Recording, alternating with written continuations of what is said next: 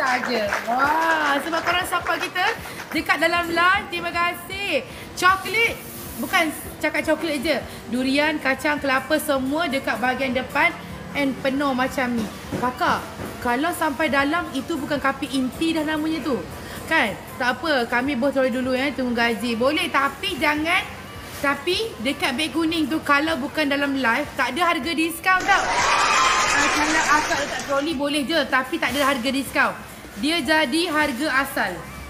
Okey, Ira. Ira, cepat Ira. Beg nombor 2 Ira, durian. Syahrini Shop. Check up beg 2. 3, 2 Syahira.